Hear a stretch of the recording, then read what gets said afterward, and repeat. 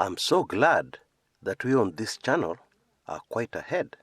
I'm so glad that there's much less confusion on this channel than elsewhere in our beloved country called Kenya. The deeply-rooted drama that is unfolding right now, we discussed on this channel over a month ago. Yeah, of course, at that time, most people are saying, "Hey, Chris, what are you talking about?" In fact, one very memorable commentary was more blunt. It said, anybody imagining Jubilee breaking up is dreaming. And many people agreed with that commentary at that time. But I doubt if they would right now with what is unfolding. Anyway, despite everything that is happening, there are some Kenyans who believe there's no problem. The Deputy President of the Republic of Kenya has issues with the President of the Republic of Kenya. No problem. Yeah, what could possibly happen? Because they'll have to sit down and agree, or the DP can leave, yeah, can resign, yeah, and life continues. There should be absolutely no problem. And in any case, what can Rift Valley people do? What can they do? More so, when the latest response from the Central Kenya wing of Jubilee is as follows. What they are saying, if there's any debt we're going to pay, we'll start with Raila Odinga's debt. Ouch! That was quite something. But there's an element of truth here, yeah? Because if there's anybody in Kenya who is owed a debt of being messed up, it's Raila Odinga. And that is the truth. Actually, folks, there's a very clear and present danger that we must be aware of. We are in an extremely dangerous, precarious situation. And that, my dear friends, is the truth. Yeah? And I'm going to tell you exactly why immediately after the short upcoming commercial break. You don't want to go away.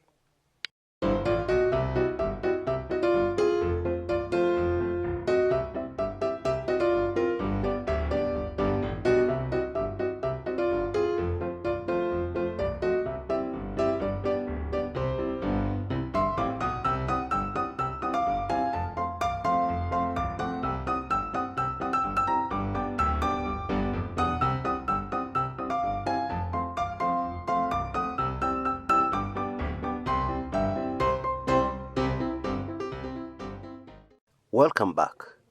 Now, a lot of us find history boring, but history tells us that Kenya is in a very dangerous situation, extremely dangerous. All we need to do is to examine what happened, yeah, that led to the 2007 chaos. Many on this channel were too young then, yeah, and those who are old enough have forgotten.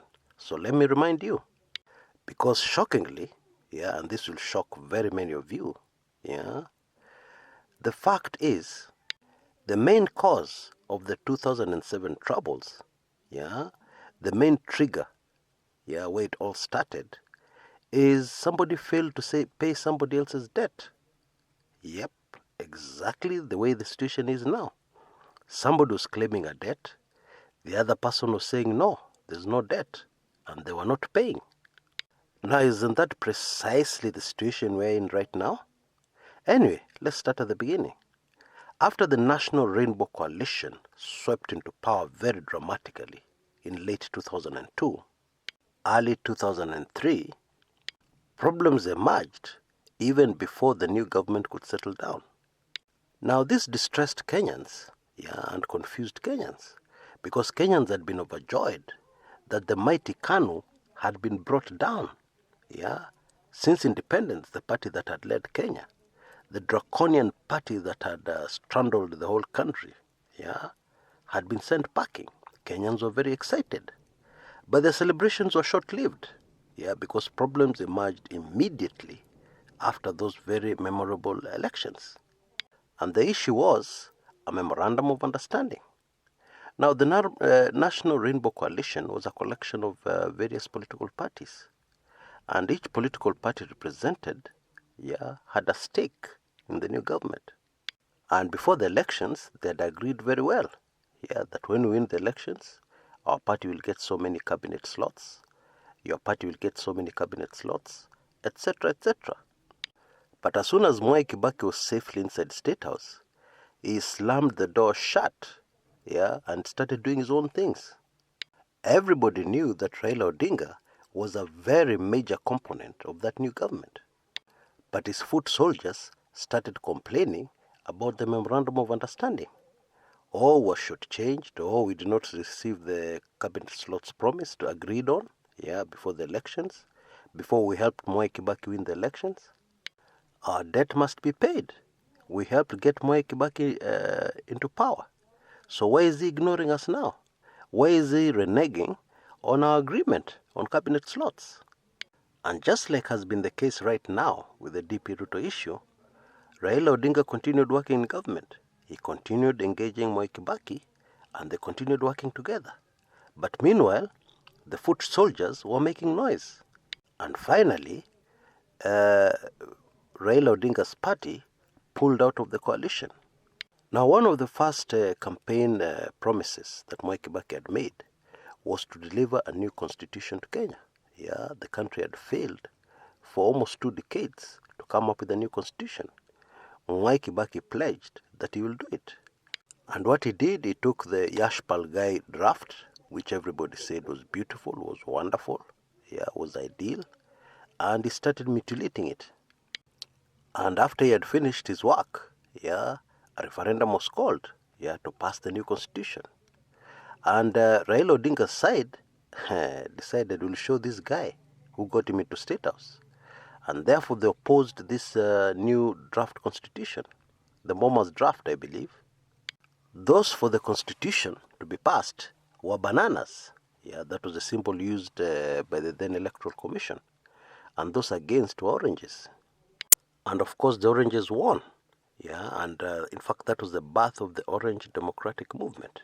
Okay, it came from that referendum. And after that referendum, things were never the same again. Okay, because campaigns were on for 2007, very early. Now, does that sound familiar? That's exactly what's happening right now. Campaigns for 2022 have started very early.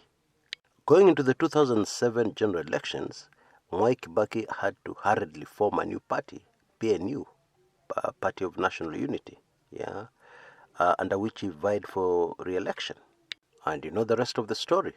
Those chaos, those bloodshed, during the 2007 election, because those post-election violence, which according to official figures claimed over 1,000 Kenyan lives. But according to the real figures, many more Kenyans died. But the long and short of what I'm saying, it all started with a debt that was not paid. That was the trigger. And therefore, we should know one thing. We're all sitting on a time bomb. Because it seems history, as usual, is repeating itself. And while it is true, unlike Mwai Kibaki's case, Uhuru is not seeking re-election, because this is his second and final term, the truth is tensions are higher right now than they were in Kibaki's time. Tensions are much, much higher now than they were when Raila's people were complaining about the Memorandum of Understanding and the promised cabinet slots that were never delivered. God help Kenya. God remember mercy. Until next time, this is Chris Kumekucha.